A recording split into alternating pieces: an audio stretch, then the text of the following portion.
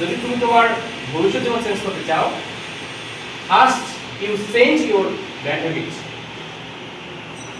প্রথম তোমার কি করবা? তোমার বদ অভ্যাস করবে। If you want to, if you can change your bad habits, you can must be change your future life.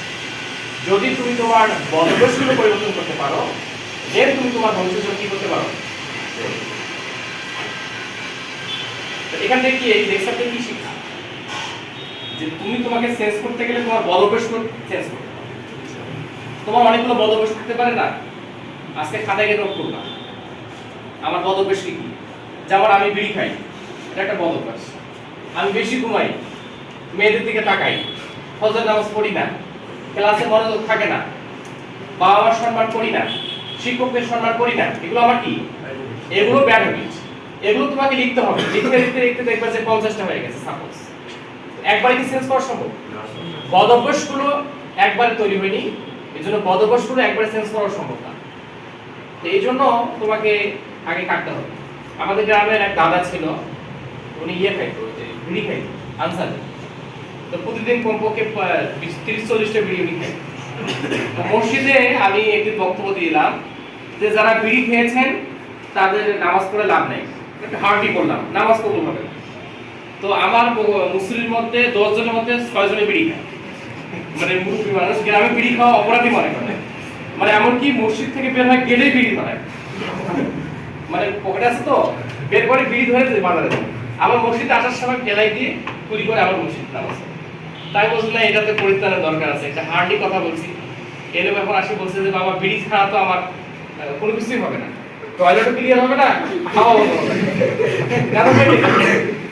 তখন আমি বললাম যে আপনি কয়টা বিড়ি খান?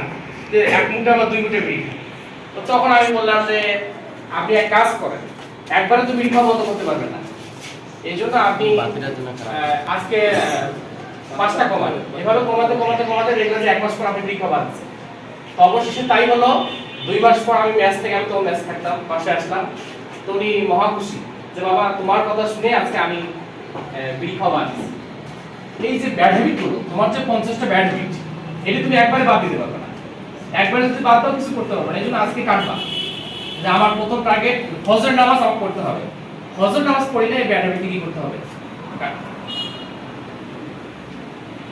আরেকজন হলো বিশেষ মানুষ আছে, নাম হলো জ্যাক মা। নাম শুনছো?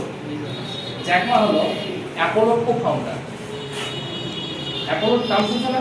আন্তর্জাতিক কোম্পানি অ্যাপোলোর কো-ফাউন্ডার। ওনাকে বললো যে আপনার সাকসেসের রহস্য।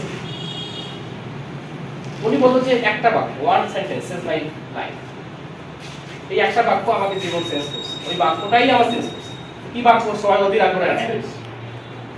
হ্যাঁ বলো